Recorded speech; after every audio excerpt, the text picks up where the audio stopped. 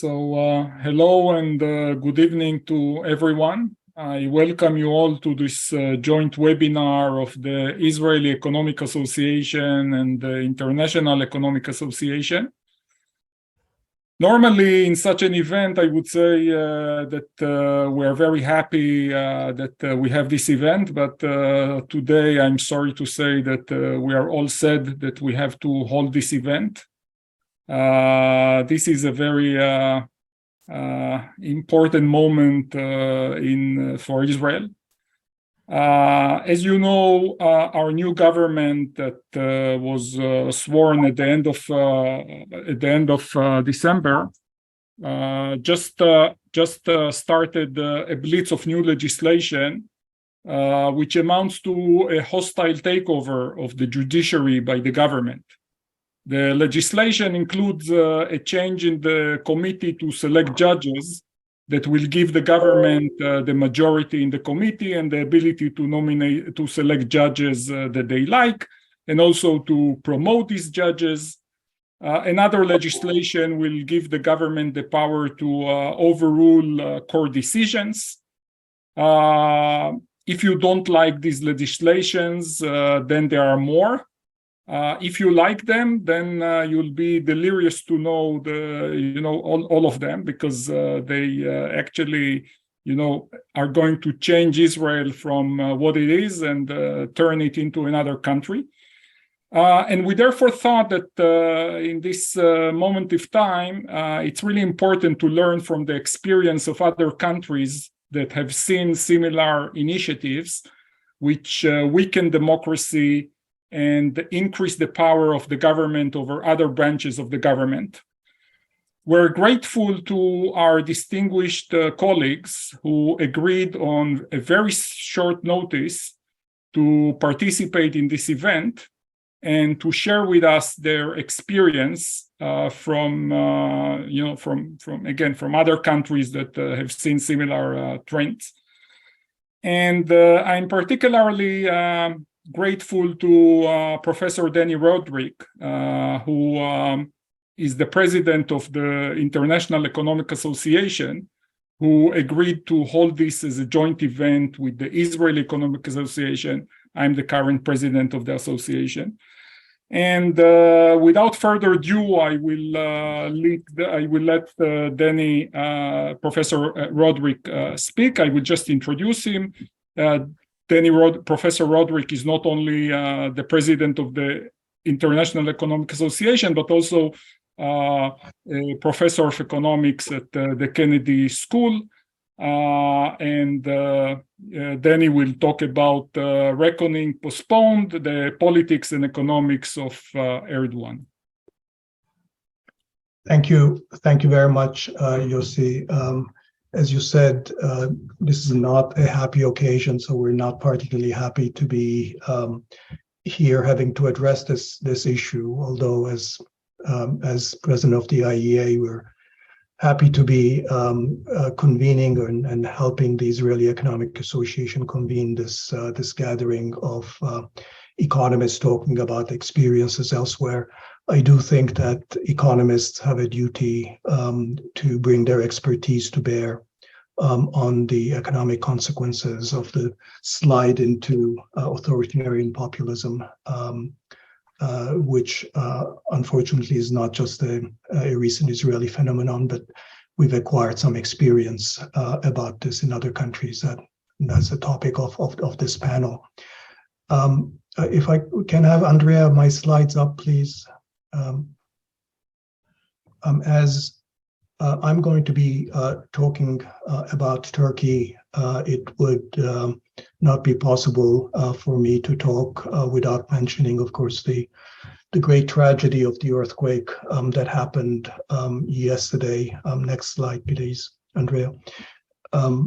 With more than 5,000 people now dead in Turkey and Syria, and many more, unfortunately, probably buried under the rubble. And that is the story insofar as Turkey is concerned in the immediate future. So if you feel inclined to contribute from afar, that's the only way we can contribute is by making financial contributions. here are some places that you could be contributing to, or there are many other possibilities as well. Next slide, please. Now, with regard to the question of authoritarian populism, I think it's fair to say that there is a common playbook. There is a strategy that we see played out in a somewhat similar form in all of the countries that we're going to be talking about today, as well as elsewhere. The first of these is actually, the most important step, which enables the other things to happen, which is the capturing of two key institutions in society. One is judiciary, the other is the media. And from this flows many other things. But really, this is the sine qua non of the authoritarian playbook, a political capture of the judiciary and of the media by the government, by the leadership in power. Now, there are very different tactics in doing this. And in fact, Turkey has some interesting features that I'll be talking about next. But capturing the judiciary and the media and putting them to the service of the authoritarian leader is step number one. Then there is a particular language associated with authoritarian populism, and that sort of pits us versus them. There's a language about us, the people, and that we need to target the enemy of the people. And that sort of allows the regime to talk about anybody who's opposed to the current policies of the government, to tar those opponents as the enemy of the people. So this identification of who those enemies of the people are, they might be cosmopolitan elites, financial groups, the West, the IMF, the European Union, in other countries, the Jews, perhaps, international human rights organizations, but there's always these targets. Third, creating an alternative reality. Once you have the judiciary and the media in control, you have essentially the means of communication. And that helps the regime create a kind of its own alternative reality, its own reality about what's happening and why.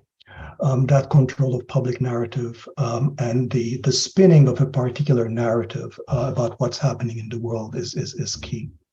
And ultimately, of course, this regime serves to concentrate power and establish one-man rule. It's not a surprise that most authoritarian populist regimes are associated with one particular individual.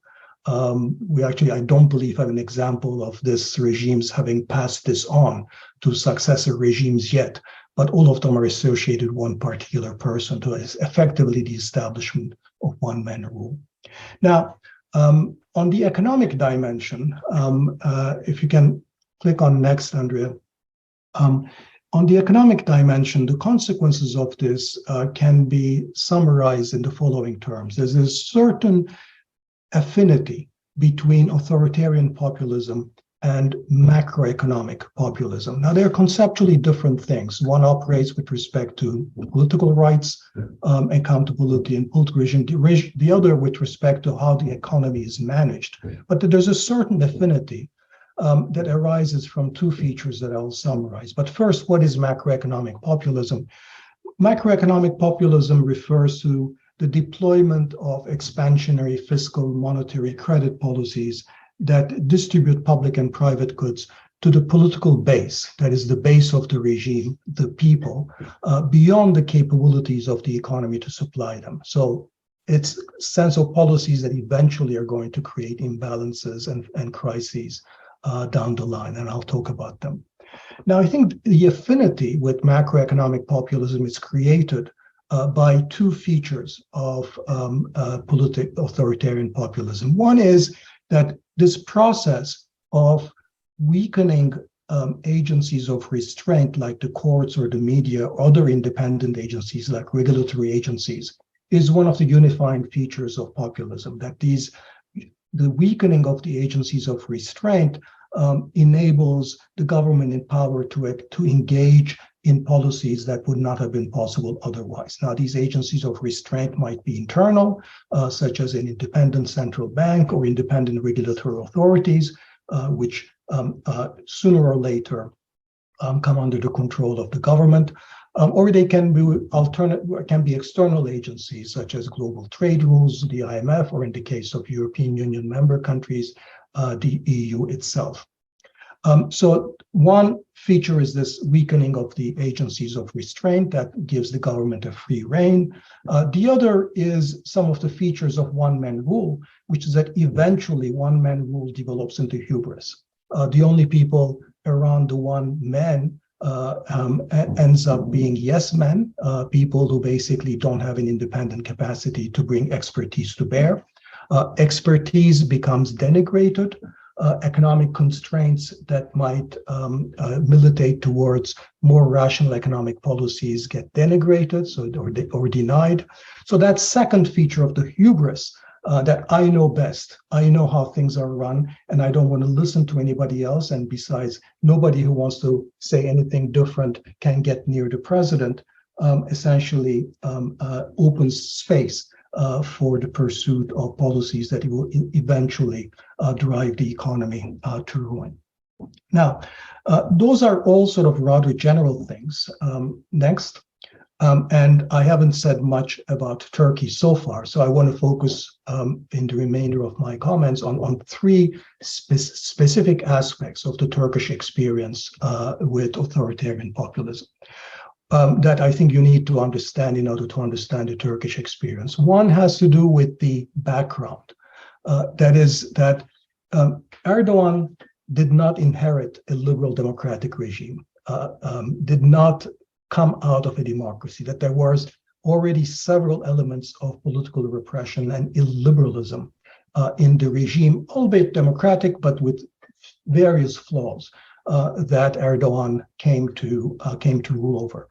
In particular, many of the bureaucratic and legal and judicial aspects of the regime were governed by a Kemalist old guard, with a very strong commitment to unitary centrist state, and very illiberal features, in particular with respect to sort of having an allergy towards Muslim conservative identity or Kurdish identity, and in particular the role of the military in upholding these Kemalist principles with a certain propensity to political intervention. So there was a certain elements of illiberalism in the regime.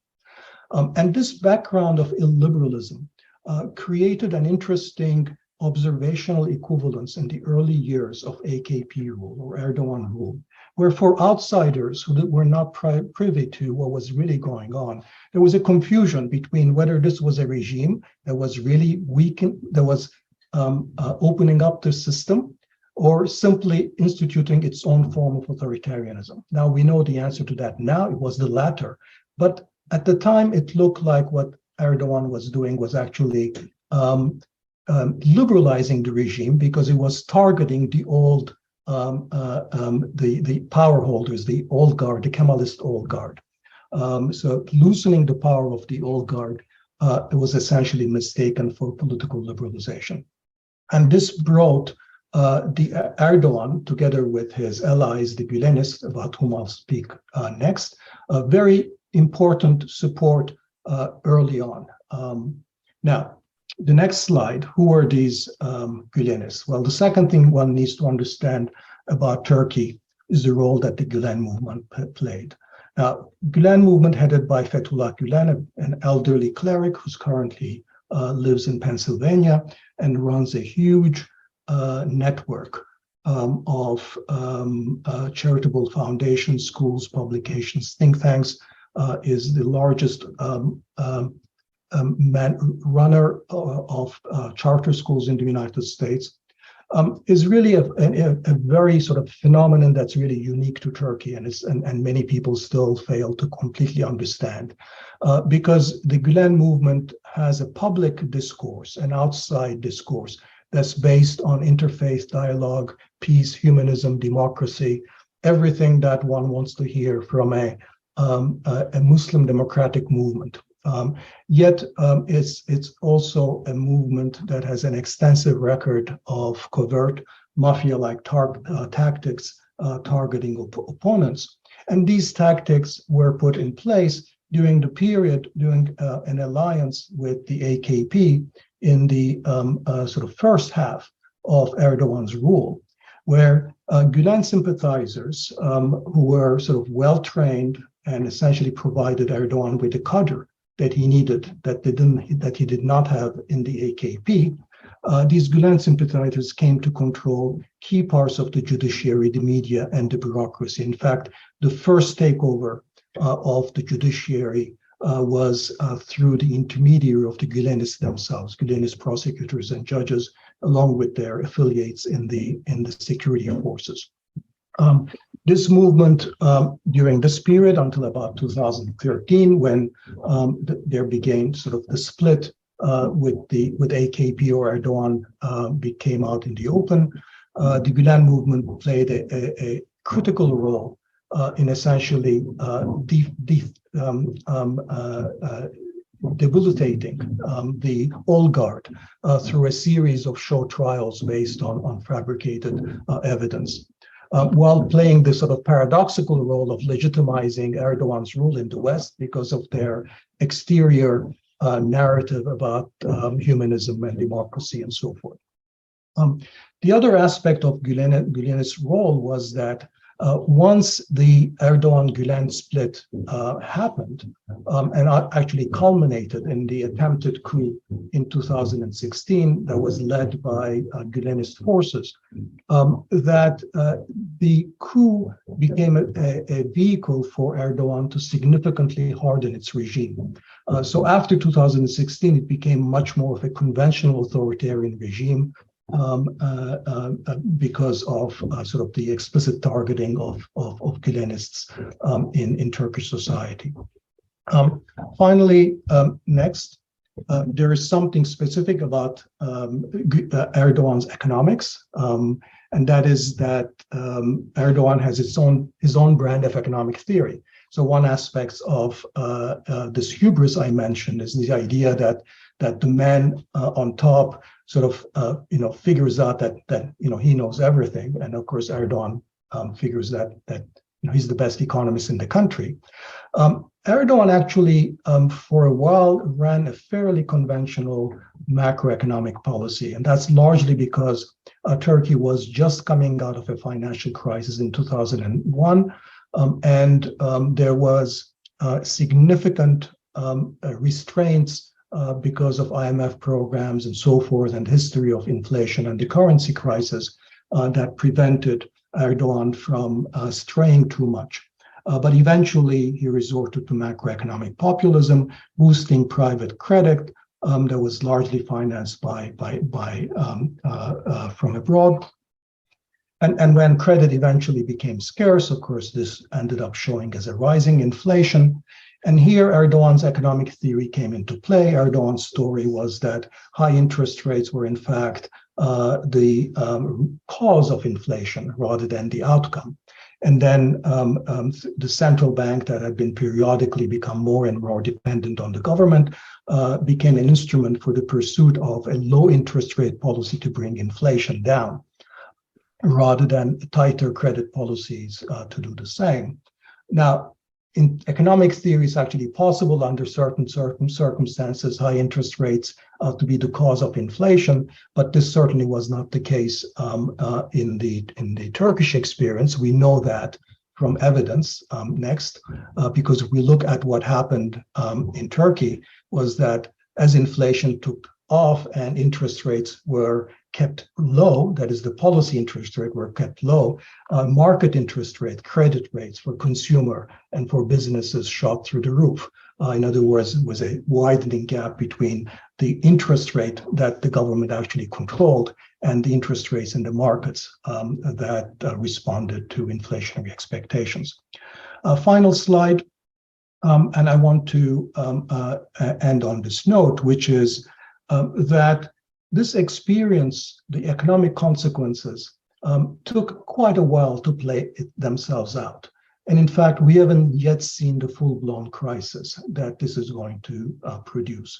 So I think the key lesson that I really want to leave you with is that the economic bill of authoritarian populism can be delayed for quite some time because there is in the intervening period, there are a number of mechanisms, including access to international finance, that can enable authoritarian governments to run these experiments for quite some time, and deepening the underlying problems of the economy, without, however, necessarily bringing into a crisis in a very short period of time. So let me just stop here. I think I may have run my time for about 1 minute. I didn't want to set a bad precedent for everybody else, so I'm just going to stop here and turn over, I believe, to Adam. Yeah, so let me just introduce Adam to those who don't know. Adam is a professor of economics at the Central European University, which is in itself a very interesting thing because it started in Budapest and became really a powerhouse, one of the best academic institutions in Europe. But unfortunately, it was driven out of Budapest and now is in Vienna. So, Adam, the screen is yours. Thank you, Yossi, for the introduction. Can you see my screen? Yeah. Thank you. So I'd like to talk about media and alternative realities in Orban's Hungary. And I'll touch upon a number of themes that Dani discussed, but sort of through the Hungarian experience. And this is based on joint work with Ferenc Szűcs, who's at Stockholm. So I'd like to start with a quote from the political director of the Hungarian Prime Minister, Viktor Orban. And this quote was said at a conservative media conference recently in Hungary. And, in attendance at this conference was the son of the Israeli prime minister, which perhaps underscores the potential relevance of the media topic for Israel.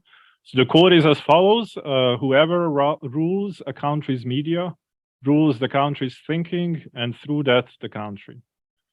And I think this quote is a very effective description of the media strategy of the Orban regime in the past 12 years. Political control of the media has been a very salient feature of this regime. And so this observation sort of raises two questions, and these are the questions I'd like to talk about today. The first is, how did they achieve this? How did they achieve control of the media? And the second is, why? What did they do once they achieved the control of the media? So I'm going to provide some partial answers to these questions, based on some academic work. So the first question, how they achieved media capture? The answer comes in two parts. So the first part is that the state media, the public broadcaster, they took over essentially immediately after Orban was elected prime minister in 2010, and since then they've been controlling directly. And my sense is Israel is today at this stage. If I understand correctly, there are attempts to take control of the public broadcaster. But what happened subsequently, and this happened gradually during the next 10 years, and I think is equally important, perhaps even more important, is that the regime has taken control of a very large share of the private media. And how they did this is not trivial, because Hungary is an EU country. There have been, for much of this period, reasonably well-functioning institutions, of course, with institutional deterioration, but still, this is a private market. So how does this happen? And so the leading mechanism has been the following, that an investor connected to the government, connected to the prime minister, selects a media, an independent media, to take over, purchases that media, offers a very good price, and after he has bought the media, starts to get a lot of state advertising, by state-owned firms, by government agencies, and these advertisers in Hungary are a big chunk of the market. Okay. And then simultaneous to getting this state advertising money, the media's coverage changes markedly. So I want to illustrate this narrative with a the example of one important takeover. I think this is going to be both, somewhat interesting and informative, which is Origo. Origo is the biggest online news platform in Hungary, has been the biggest online news platform in the 2010s. And what this slide is showing, I'd like you to just focus on the red curve, is basically a measure of state-owned firms advertising on Origo, on this platform that was being taken over between 2013 and 2017. And you see that in the beginning of the period, normalized in some way, state-owned firms advertising was about 30%. Then what happened in 2014 is that the editor of Origo was changed, allegedly was pushed out after Origo covered the government scandal. Subsequent to this change in the editor, state-owned firms advertising increased to somewhere between 40 and 60%. And then in 2016, what happened is that Origo was purchased from the previous international owner by a connected investor, a relative of the governor of the central bank.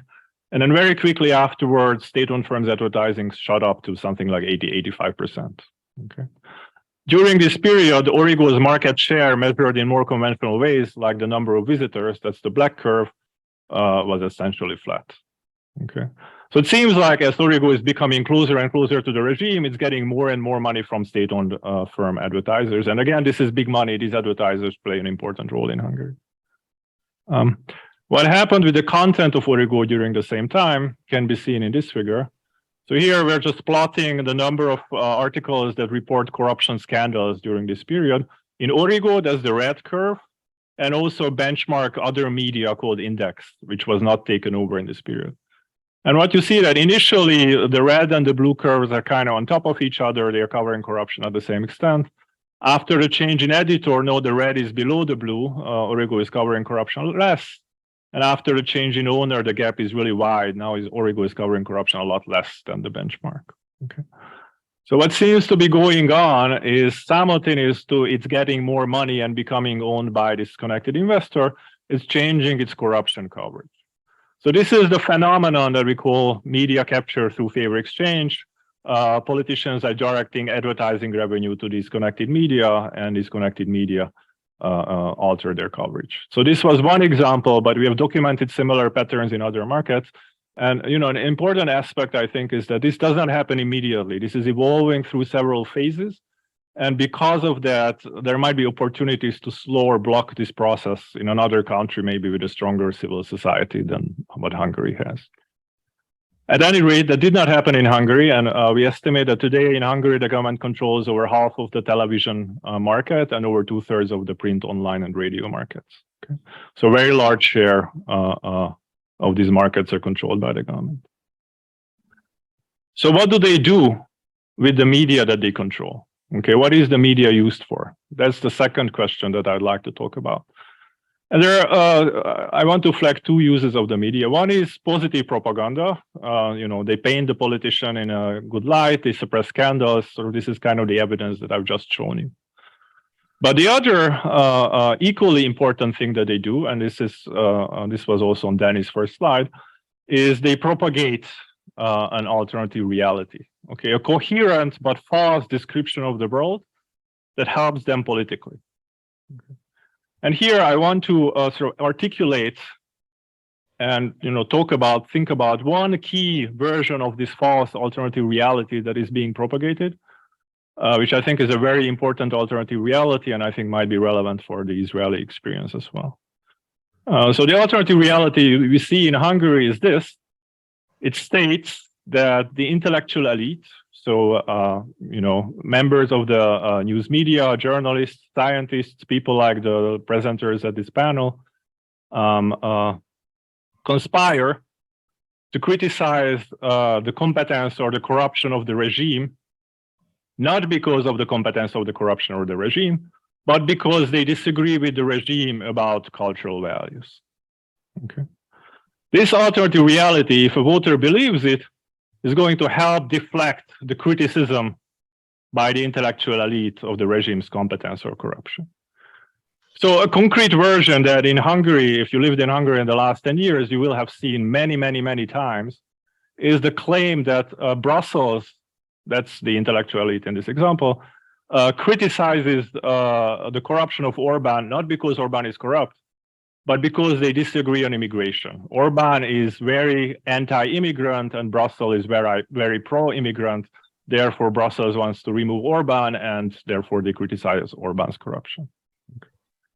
So I don't know what's the Israeli experience specifically, but I imagine the Israeli version could be, and so this is a guess, you will correct me, that the judiciary is criticizing the prime minister about a corruption scandal, not because the prime minister is corrupt, but because they disagree about the Palestinian situation.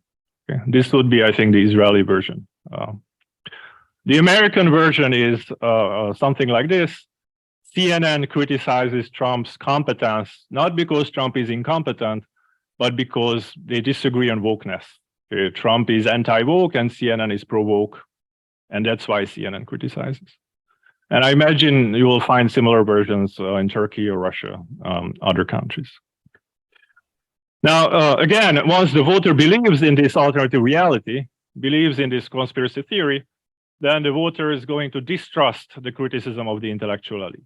Okay, and this is a prime purpose of propagating this kind of an alternative reality. But, and unfortunately, once the voter believes in this kind of an alternative reality, there are going to be other implications, other socially bad implications that are going to follow. Okay. And so I've listed some and tried to articulate some on this slide. Okay.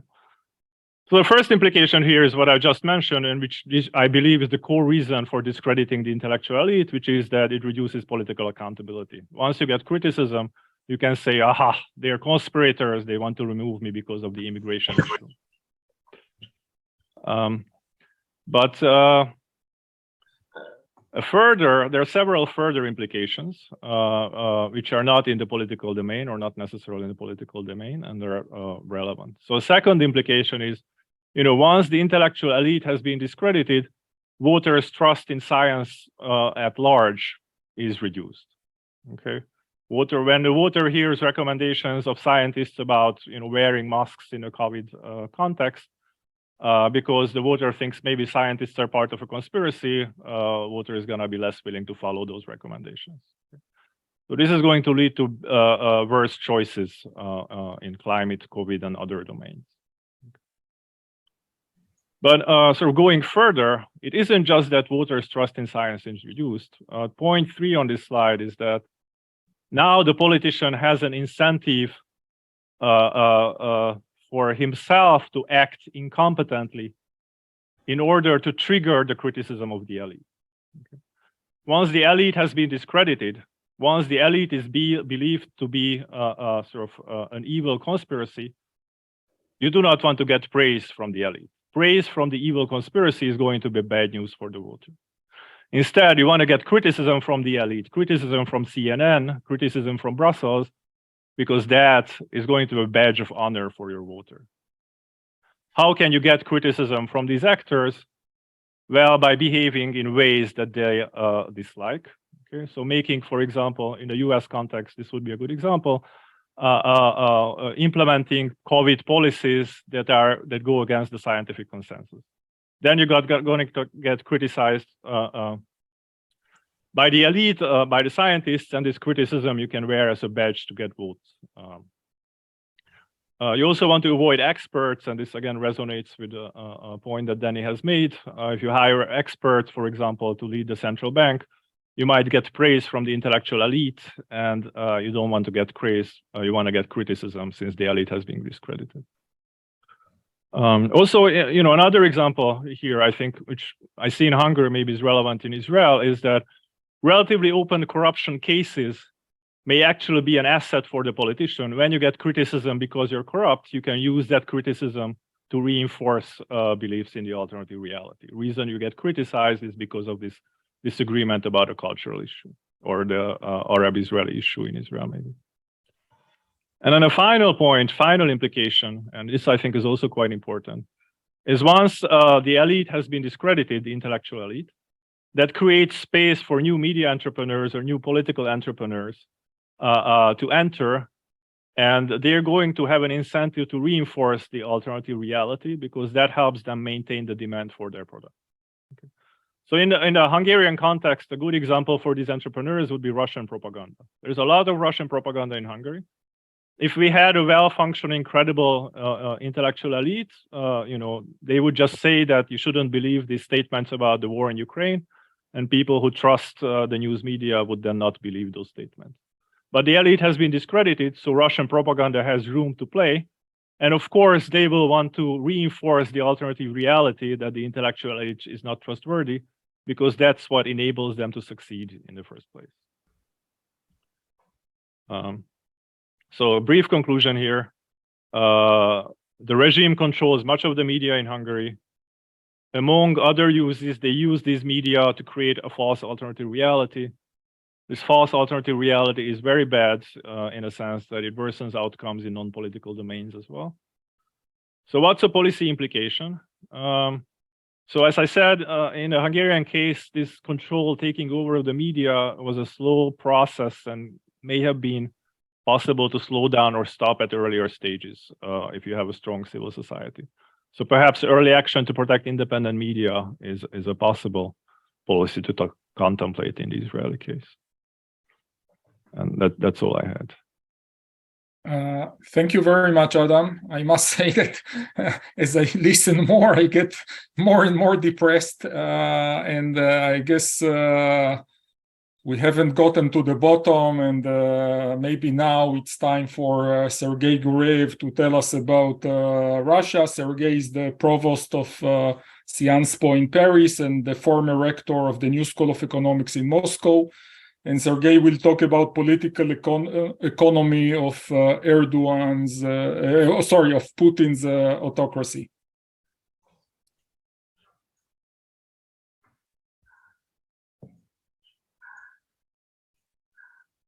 Can you see my slides? Yes. Thank you.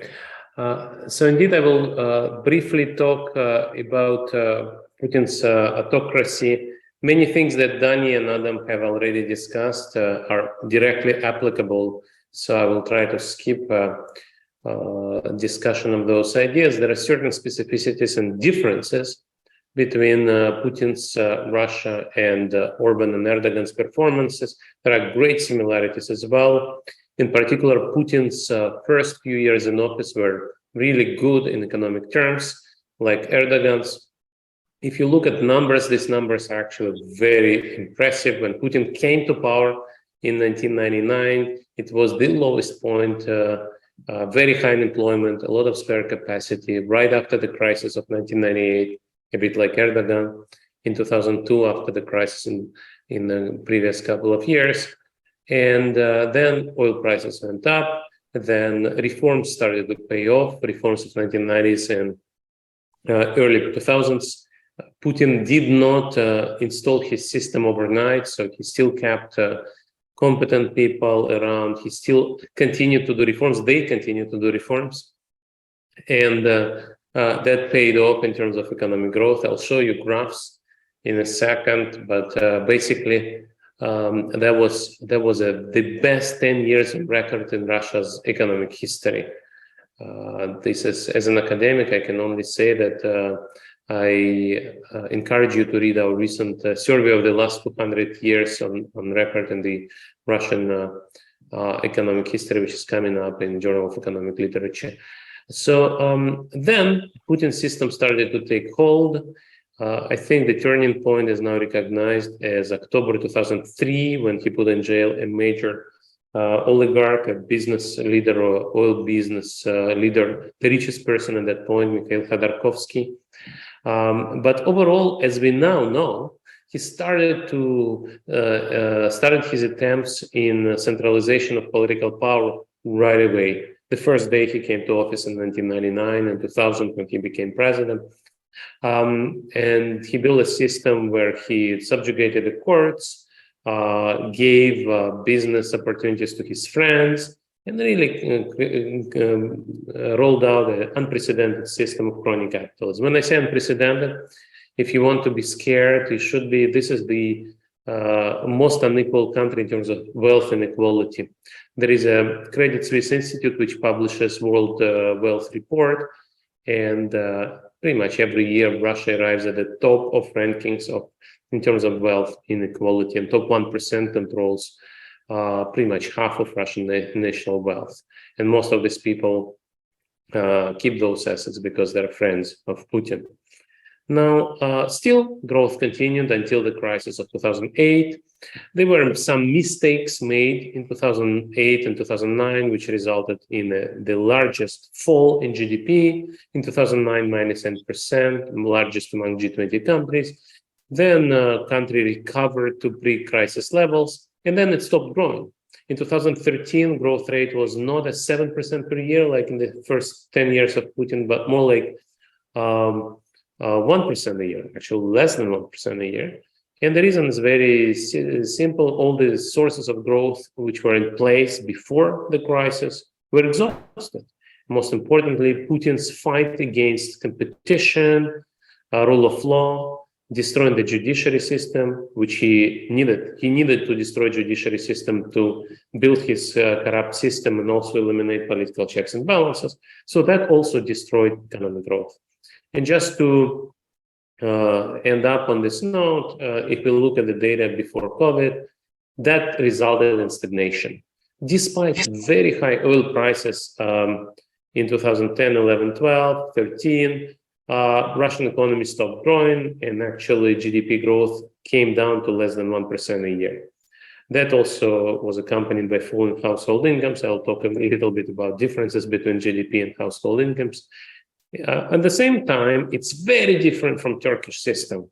Putin has assembled a team of competent macroeconomic policymakers and trusted them to conduct responsible macroeconomic policy, both monetary policy and fiscal policy.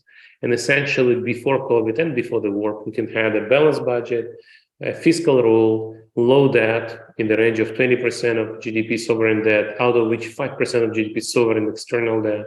He made sure the companies paid off almost all their external debt, had a large sovereign wealth fund, large central bank reserves, modern monetary policy. He did believe in monetary orthodoxy of flexible exchange rate and inflation targeting, and even banking system was recapitalized.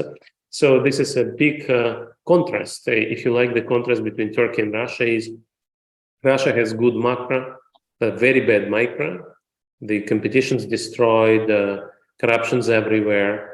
All businesses are preyed on by KGB. Turkey is somewhat opposite, where you still have competitive small and medium-sized businesses, reasonably good banking system run well, and it's mostly private. Well, in Russia, it's majority public. And then, of course, Turkey has very sophisticated business groups, and Turkey exports to Europe still, while on macro side, it's completely the opposite.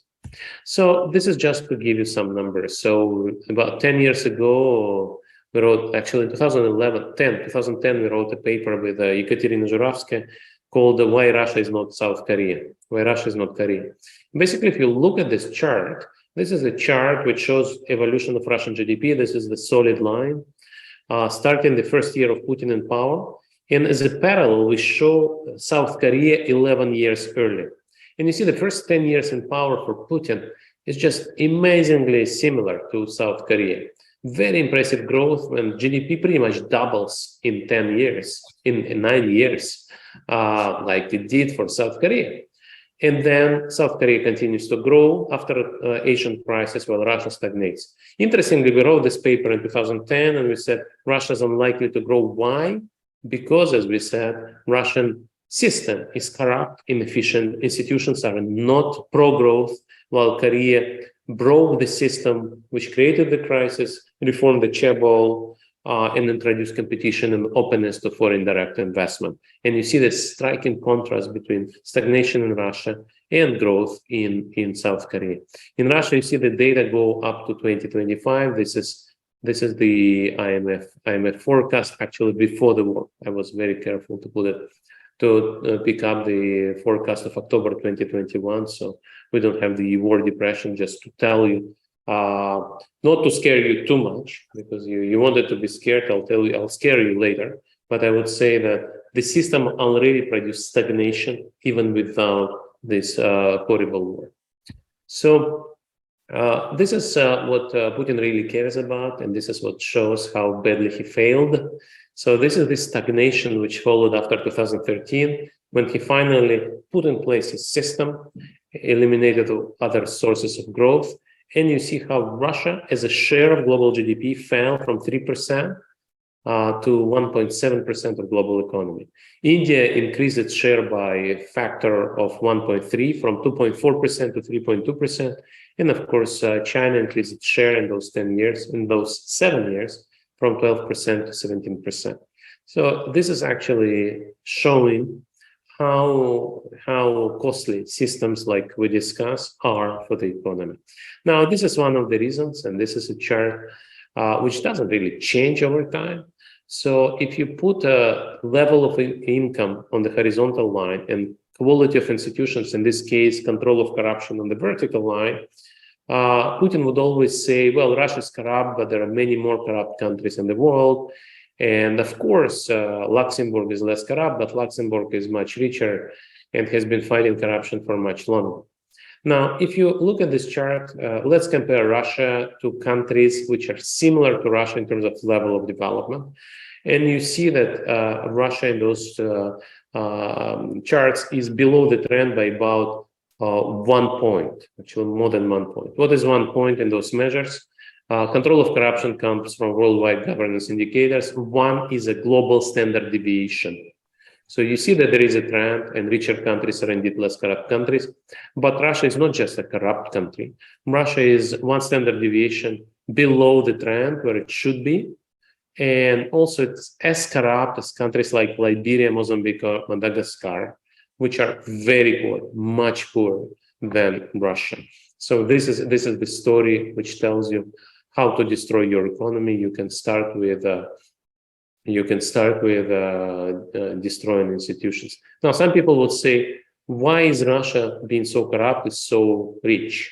And there are a few answers to this. And one is Russia is still very educated. Second, it's very oil rich, and oil prices, of course, support Russia. And I put numbers here in 2019 before COVID and war, just to make things more comparable.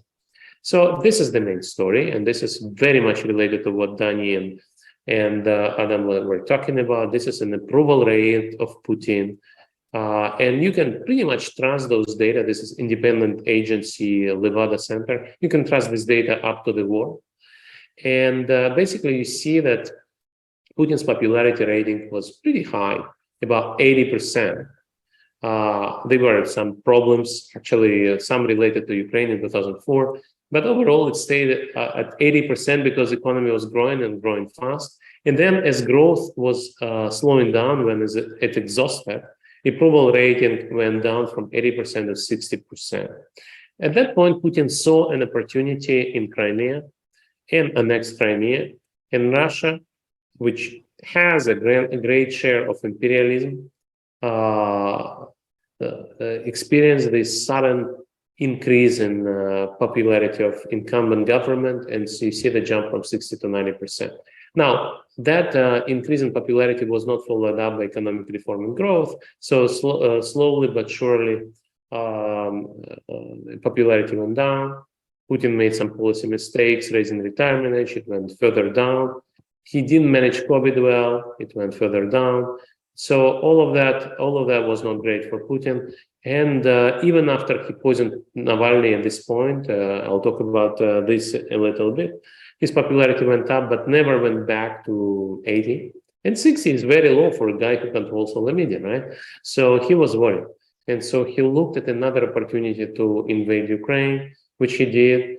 And on paper, his popularity is up. But this is a completely different regime right now, and I won't really trust the polls after the beginning of the war.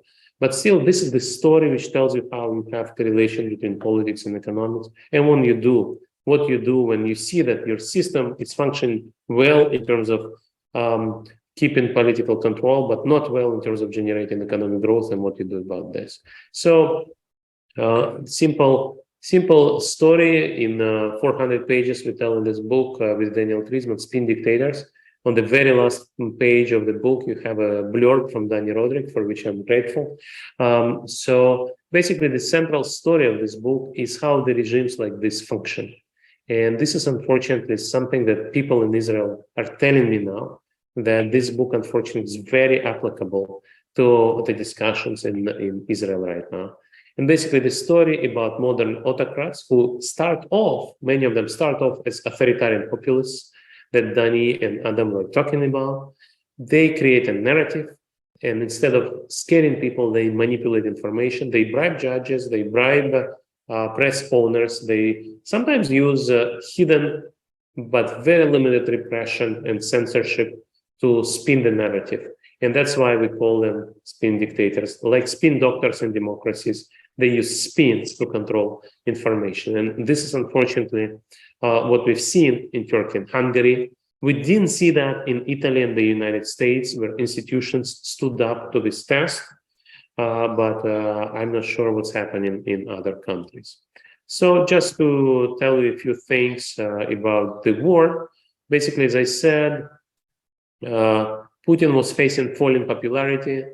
And one of the things which spin dictators are struggling with is, for economic growth, you need an educated class. But educated class is also critical of the status quo if the status quo is not functioning. It's not 1930s. When Stalin wanted education, he meant people need to be able to read and write so they can work in the factory. Today, economic growth requires tertiary education. And tertiary education, which Russia has a lot, generates people like Navalny and his social media. And Navalny has done extremely well up until the moment he was poisoned to circumvent censorship and propaganda. With his YouTube channel, he reached out to tens of millions of people. So then Putin has a problem. He has no new sources of growth. His system, destroying the rule of law, creating crony capitals, has destroyed investment, created capital outflow, created falling household incomes. How come? You have some GDP growth, 1% per year. Why can't you grow incomes at least at 1% per year? This is pretty striking, what happened in the last 10 years in Russia. Incomes have actually come down quite a bit before the war because there was a big spending in 2021. But before that, incomes were going down while GDP was growing up. And the reason for that is GDP includes giving money to your friends who take money out. So you have an investment contract, government procurement, which looks like contribution to GDP. For example, military contract. But when you pay 10 billions for a tank, 9 billions go to a Swiss bank account, GDP goes up by 10 billion, but internal household incomes goes up by 1 billion. So this is the story that we've seen in this corrupt country, which undermined economic growth, which eventually brought Putin to this next attempt to start a war. And this is this idea of wag the dog or small victorious war, little splendid victory, which is discussed in many political science papers and books. This is exactly what Putin wanted. He wanted to replay 2014 bloodless, quick blitzkrieg, so to boost his popularity again from 60% to 90%. And that didn't work. And so he moved from what we call spin dictatorship to what we call fear dictatorship. He introduced open, overt, brutal censorship and repression. He banned all independent media. He outlawed Facebook and Instagram, and he put his opponents in jail on political charges, not on fraud or tax evasion charges. So that's a qualitative change which we observe. I'm pretty sure that Israel is far from that, but it's just to scare you, as you wanted me to scare people. I can tell you that the regime, which started off as a regime with relatively little violence, using spin rather than fear, using manipulation of information rather than repression, eventually ended up in this equilibrium. So if you want to be scared, this is the last bullet point I would like to show you. Thank you. Thank you much. So now it's time to pass on the screen to Professor Manuel Trajtenberg, who will lead the roundtable discussion. To those who don't know, Manuel is a former professor at the Berkeley School of Economics and now the head of the National Security Studies Institute at Tel Aviv University. So, Manuel, the screen is yours. Yeah. So thank you very much, Yossi. Thank you all for the excellent presentations. Just to introduce the discussion, as Yossi said, we are at the brink of far-reaching reforms in Israel to essentially weaken the independence of the courts and alter the checks and balances of our democracy, which of course is very dangerous. Now, there is still a chance that this could be prevented, or at least toned down. So this conference is very relevant for us in that respect. So let me address some questions to the panelists. We have I don't know, 10 minutes perhaps, so we have to be concise. So as you know, probably several hundred economists in Israel, and we included, of course, we have voiced deep concerns about the economic consequences of these legislative changes, and we are being rebuffed by those pushing the legislation with all sorts of arguments that I would like to mention to you in a moment. And the question to you is, how best would you respond to such arguments to help us? Okay? So first, they argue, the proponents of the reform, countering our arguments, that we are vastly overstating the negative economic consequences of these reforms, that the actual experience in those countries have not been as bad or as long-lived. In parentheses, as we know and you have shown, in any case, the consequences don't show up quickly, immediately. So our warnings may not materialize in the near future, and hence, that would discredit us and so forth. The second argument that the proponents of the reforms put forward is that they claim that those countries that we are talking about had weak institutions to begin with. And actually, Dani and Rodrik showed that very carefully with respect to Turkey. The other three countries, they were part of the communist bloc. So obviously, they had weak institutions. Now, none of this is the case for Israel. So they argue, why are you so worried? This is not kind of a similar case. Furthermore, they argue that in each of these countries, there were many other developments taking place at the same time as the changes in the judicial system, in the media. So it's very hard to isolate the impact of judicial reform in and of itself on the economy. So how would you respond to those arguments? I will start with Miklos, please. Yes, thank you for having me on this panel. So let me go back to 12 years in time, because I think this issue of having a long-term perspective that we have seen, I think, in Sergei's presentation and also Dani's remarks is very important. In hindsight, how do we look at it? But what did we see 12 years ago in the first 1 or 2 years of Orban's regime? And indeed, the judiciary was one of the first areas of the country that was started to be constrained. I think one of the first big changes was the curbing back of the Constitutional Court's mandate. And in 2010, the government wanted to nationalize a very small private pension system because they needed the money at the time.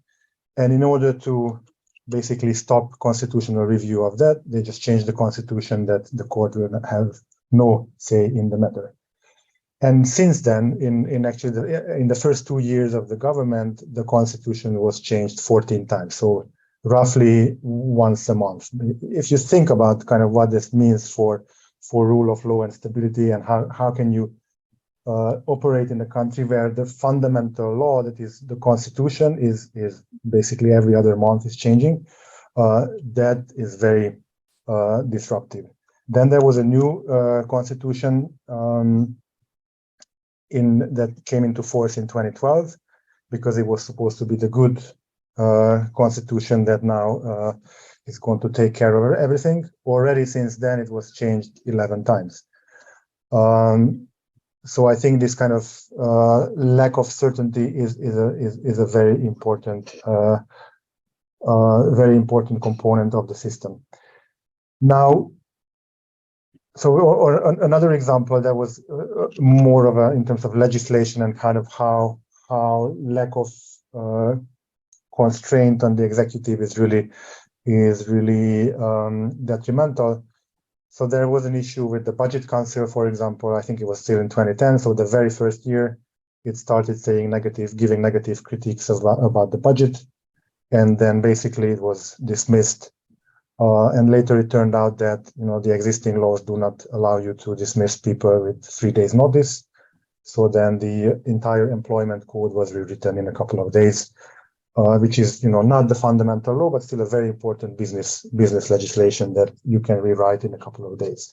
So actually, my prediction at the time, and I was actually referring to some of Dani Rodrik's work, is that if you think about the private return to investment, if there's this amount of uncertainty, this is going to be very bad for the economy. There's not going to be any investment and we're going to be lagging behind any other European country. And at the time, we did have a very low investment rate. And but then, if you just look at, say, investment rates or GDP growth over this past 12, 13 years, then indeed the track record is not that bad. Why? Because there are other external factors coming in, like the EU has flooded the country with money. A lot of cash coming in from EU grants, and they were all poured into public investments, and they basically propped up investment and GDP. Also, the government made special deals with manufacturing companies that do business in Hungary, and they were investing heavily. But that is not to say that what could have been, that we are still losing. So if one comparison groups that Hungarians like to keep in mind is the Visegrad group of countries. So Czech Republic, Slovakia, Poland, and Hungary. We have become the last in any meaningful metric that you can think of in this group of countries. So yes, there was growth because of the flood of EU money, but relative to reasonable benchmarks, we are doing much worse than we could have been.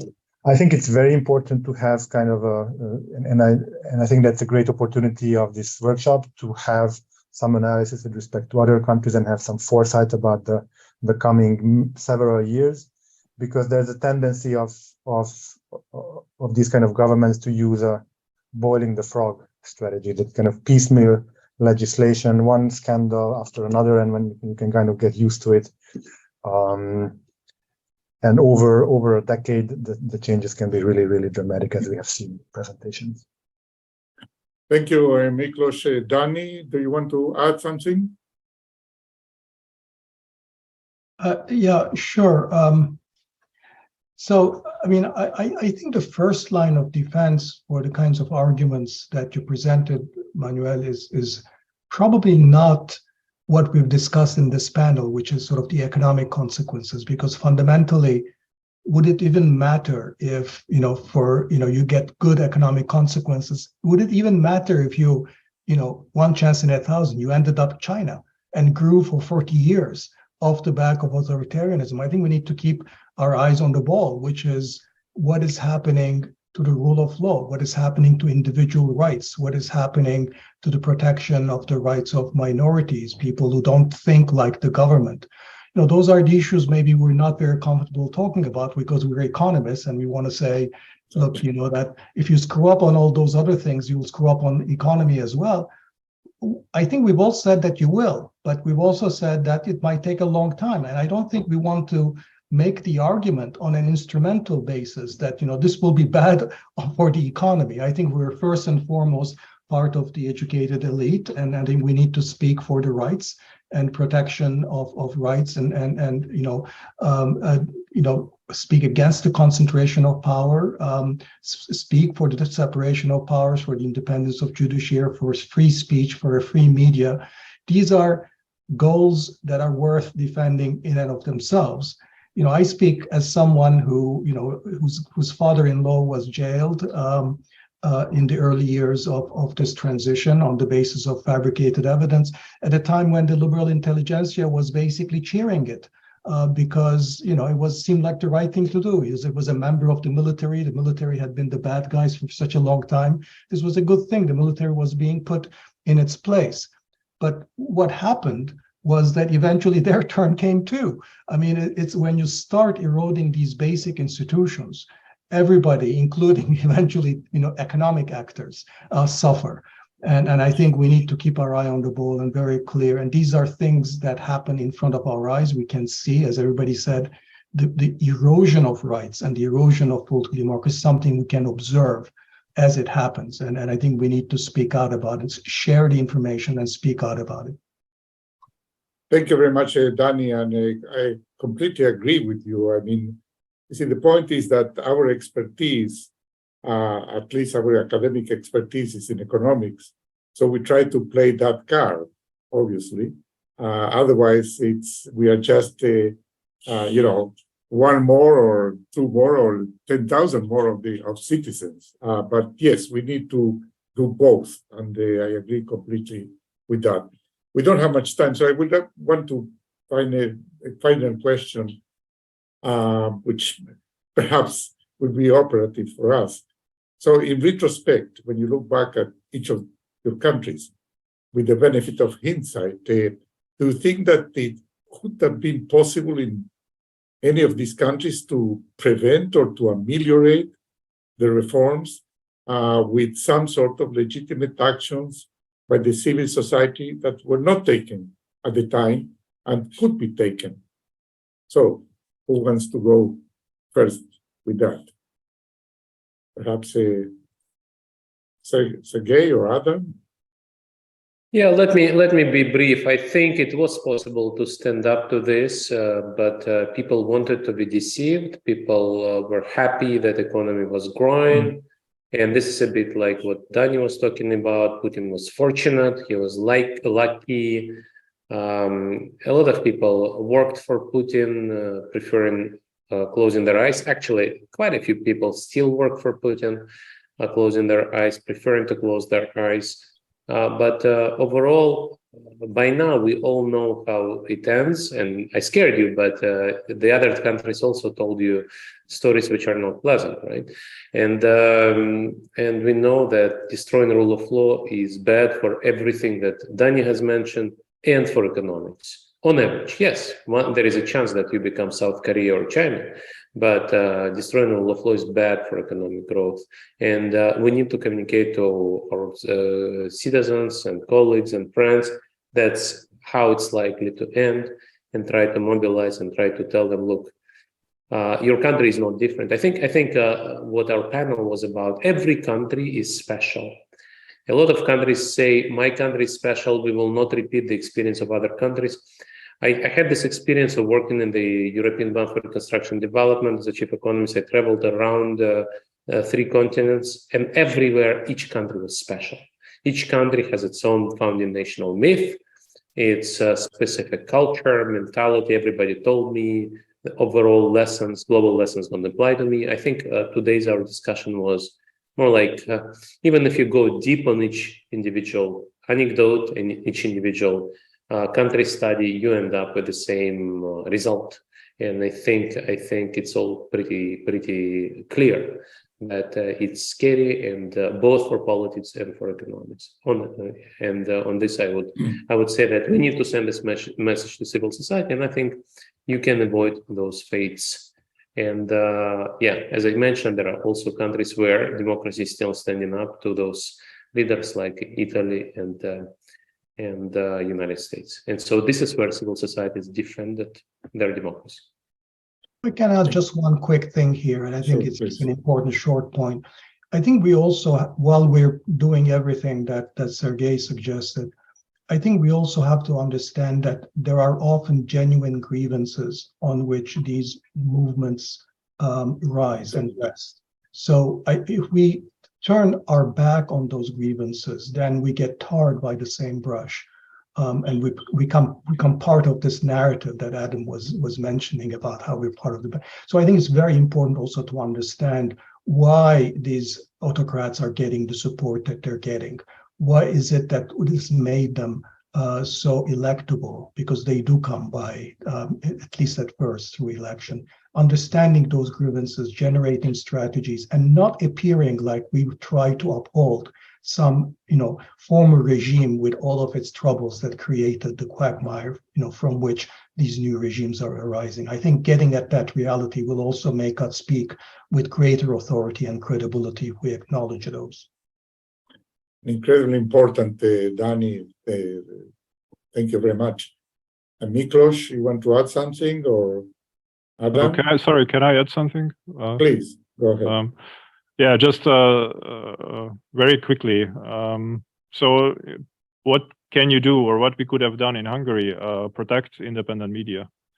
It's I think if in 2014 or something we realized how bad it's gonna be in 8 years, maybe civil society would have taken action. In 2020 or 2021, I forget, a new independent media was created, which is funded not by advertising revenue, but by independent contributions. That's something that could have been done, 8 years ago, just as well. It wasn't done because we didn't realize how bad things are gonna be. So, that's something relatively concrete. And then, since I'm speaking, can I reflect also on your previous question about how to counter those arguments? Basically, I just want to, it's a version of Dani's point. I think that you shouldn't evaluate judicial reform in an isolated way, because the most important thing it does is it enables political capture. And political capture has all those bad consequences. I think there's little doubt about that. Yeah, that's all I have.